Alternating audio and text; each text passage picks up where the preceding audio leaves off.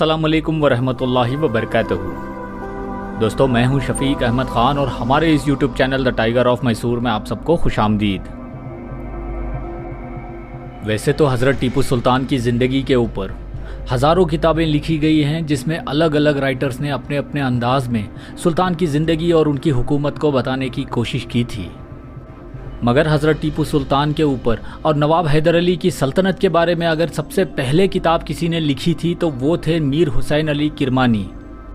दोस्तों, आज जब कुछ लोग सुल्तान का विरोध करते हुए ये कहते हैं कि सुल्तान एक टायरेंट यानी कि एक तानाशाह थे, तो याद रखिए वो लोग अंग्रेज़ों की बनाई हुई झूठी हिस्ट्री को पेश करते हैं और उस झूठी हिस्ट्री को पेश करते हुए वो लोग ज़्यादातर किरमानी की किताब का ही हवाला देते हैं।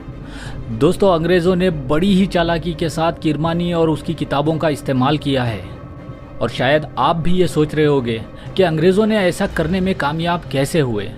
दोस्तों, इस बात को समझने के लिए आपको सुल्तान की शहादत के बाद हुए उन सारे वाक़यात के ऊपर गौर करना होगा, क्योंकि अंग्रेज़ों ने न सिर्फ अपने झूठ को छुपाने के लिए उस ज़माने में मौजूद हर टेक्निक और प्रोपेगेंडा का इस्तेमाल किया था, बल्कि वो लोग किसी भी हद तक जा सकते थे सुल्तान को एक नेगेटिव पर्सपेक्टिव में पेश करने के लिए।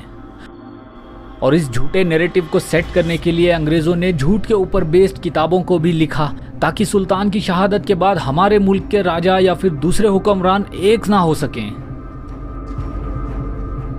और शायद हुआ भी कुछ ऐसा ही था, क्योंकि जब 4 मई 1799 को हज़रत टीपू सुल्तान की शहादत हुई तो दुनिया भर में जब ये खबर फैली तो जिसने भी हज़रत टीपू सुल्तान की शहादत की खबर सुनी वो हैरान भी था और वो परेशान भी था, क्योंकि हज़रत टीपू सुल्तान की शहादत के बाद अब ब्रिटिश ईस्ट इंडिया कंपनी को रोकने वाला कोई नहीं था।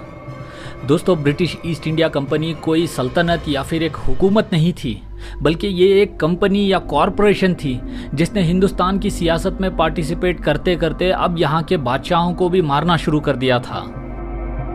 दोस्तों, कहा जाता है कि हज़रत टीपू सुल्तान की शहादत के बाद इंग्लैंड में जब सुल्तान की शहादत की न्यूज़ पहुंची तो वहाँ की पार्लियामेंट के अंदर भी यह हंगामा हुआ था कि ईस्ट इंडिया कंपनी, जो बस एक कंपनी या कॉरपोरेशन है, वो एक मुल्क के बादशाह को शहीद कैसे कर सकते हैं। और शायद इंग्लैंड में बैठे अंग्रेज़ों को भी ये डर लग रहा था कि ये ब्रिटिश ईस्ट इंडिया कंपनी कहीं वो इंग्लैंड के ख़िलाफ़ नहीं ना खड़ी हो जाए।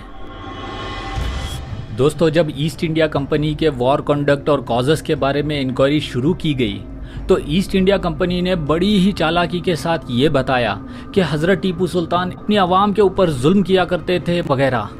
और इन झूठी बातों को साबित करने के लिए अंग्रेज़ों ने हमारे ही मुल्क के गद्दारों से कई किताबें लिखवाई और बाद में कई तरह के झूठे गैजेट्स और लेटर्स को भी वगैरह बनवाया, जिनसे वो लोग ये साबित कर सकें कि हज़रत टीपू सुल्तान एक टायरेंट थे।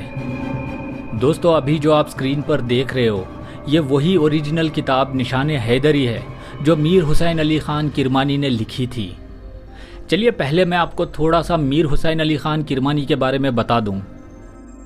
मीर हुसैन अली ख़ान किरमानी एक ईरानी शिया स्कॉलर और राइटर थे और ये ईरान के एक कस्बा जिसको किरमान कहा जाता था वहाँ से ये बिलोंग करते थे। और कुछ रिवायतों में ये कहा जाता है कि नवाब हैदर अली ख़ान साहब के दौर में मीर हुसैन अली ख़ान किरमानी को सल्तनत के काम वगैरह देखने के लिए शामिल किया गया था। दोस्तों, कुछ और रिवायतों के मुताबिक किरमानी को मीर का टाइटल हज़रत टीपू सुल्तान की सल्तनत के दौरान उनकी कैबिनेट के अंदर शामिल होने के बाद मिला था और किरमानी 1782 से 1786 तक सुल्तान के लिए काम किया करते थे। लेकिन 1786 के बाद कुछ वजहों के चलते इनको इनकी पोस्ट से हटा दिया गया।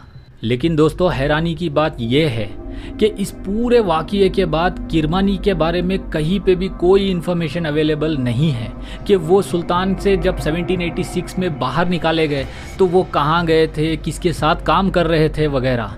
लेकिन सुल्तान की शहादत के बाद किरमानी को सुल्तान की फैमिली के साथ वेल्लोर फोर्ट के अंदर कैद करके रखा गया था और किरमानी को अंग्रेज़ों से पेंशन वगैरह भी मिलती थी। और यहाँ वेल्लोर में मीर हुसैन अली ख़ान किरमानी ने 1805 के आसपास निशाने हैदरी नाम से एक किताब लिखी जिसमें हैदर अली और हज़रत टीपू सुल्तान की हिस्ट्री को बताया गया था। दोस्तों, लगभग 30 साल के बाद H.S. रीड ने इस किताब को पर्शियन से इंग्लिश में ट्रांसलेशन करवाया जो 1834 में पब्लिश की गई थी। मगर दोबारा लगभग 8 साल के बाद एक और ब्रिटिश ऑफिसर जिसका नाम कर्नल विलियम माइल्स था, इसने मीर हुसैन अली किरमानी की किताब को दोबारा से ट्रांसलेशन अपनी तरह से करवाकर 1842 में फिर से पब्लिश करवाया और इस बार इस किताब को 2 हिस्सों में डिवाइड किया गया। दोस्तों, इस किताब के 1842 की पब्लिकेशन और ट्रांसलेशन में कर्नल विलियम माइल्स ने किरमानी की लिखी हुई फारसी वर्ड्स को तोड़ मड़ोड़ के हज़रत टीपू सुल्तान को एक क्रूर और जालिम बादशाह बताने की भरपूर कोशिश की। और आज जो लोग सुल्तान के ख़िलाफ़ बोलते हैं वो लोग ज़्यादातर इन्हीं किताबों से इंस्पायर्ड होकर या फिर रेफरेंसेस लेकर बताते हैं, चाहे वो मस्जिद आला का मसला हो या फिर सुल्तान की जंगों के बारे में। इस प्रोपेगेंडा को हज़रत टीपू सुल्तान की हयात से उनकी शहादत के बाद भी अंग्रेज़ों ने जारी रखा ताकि उनकी हस्ती को और उनकी अज़मत को नुकसान पहुँचाया जा सके। दोस्तों, किरमानी की ये किताब निशान हैदरी बिल्कुल एक्यूरेट नहीं है, क्योंकि इसमें तो हज़रत टीपू सुल्तान की पैदाइश का दिन ही गलत लिखा गया है और हैदर अली साहब की पैदाइश की जगह को बड़ा बालापुर कहा गया है, जो एक्चुअल में बूदी कोटा था। दोस्तों, मैंने बूदी कोटा के पूरे किले को एक्सप्लोर करते हुए उस जगह को भी दिखाया था जहां पे नवाब हैदर अली खान साहब पैदा हुए थे। और अगर आपको वो वीडियो देखनी है तो ऊपर आई बटन में या फिर नीचे डिस्क्रिप्शन में उस वीडियो की लिंक मैं दे दूँगा। और अब ज़रा आप ये सोच के देखिए कि जब इन बेसिक फैक्ट्स को किरमानी सही से नहीं लिख पाए तो ऊपर से कर्नल विलियम माइल्स ने इस ट्रांसलेशन के अंदर अपना प्रोपेगेंडा भी ठूस दिया था, तो ये किताब कितनी एक्यूरेट हो सकती है। दोस्तों, इस किताब को इसीलिए लिखा गया था ताकि सुल्तान की अज़मत को पूरा तरह से गिरा दिया जाए, लेकिन आज तक लगभग 200 साल हो चुके हैं। आज तक हमारे लोगों में से किसी ने भी इस ओरिजिनल किताब से सही ट्रांसलेशन करने की कोशिश नहीं की है और शायद इसी वजह से आज हम हमारे बुज़ुर्गों की हिस्ट्री को भूलते जा रहे हैं। दोस्तों, आपको क्या लगता है कि किरमानी की इस लिखी हुई निशान हैदरी को क्या हमें सही से ट्रांसलेट करना चाहिए या नहीं? अगर इस ट्रांसलेशन को करना है तो आपकी राय में किसको इस ट्रांसलेशन को करना चाहिए? दोस्तों, नीचे कमेंट करके अपनी राय ज़रूर बताइए। और साथ ही साथ अगर आपको किरमानी की किताब के कुछ पेजेस को देखना है तो वीडियो के आखिर में मैं उन पेजेस को दिखा दूंगा, आप वहां से स्क्रीनशॉट लेकर पढ़ने की कोशिश कर सकते हो। या अगर आपको ये पिक्चर्स चाहिए तो आप मुझे मेरे इंस्टाग्राम आईडी के ऊपर मैसेज करिए। मेरी इंस्टाग्राम की आईडी को मैं नीचे डिस्क्रिप्शन बॉक्स में दे रहा हूँ। दोस्तों, आज की वीडियो में बस इतना ही। अब मैं मिलूंगा आपसे अगली वीडियो में, तब तक के लिए अपना बहुत सारा ख्याल रखिए और हमारे इस YouTube channel the tiger of Mysore को अपने फेसबुक, व्हाट्सएप और इंस्टाग्राम पे शेयर ज़रूर करिए। अल्लाह हाफ़िज़।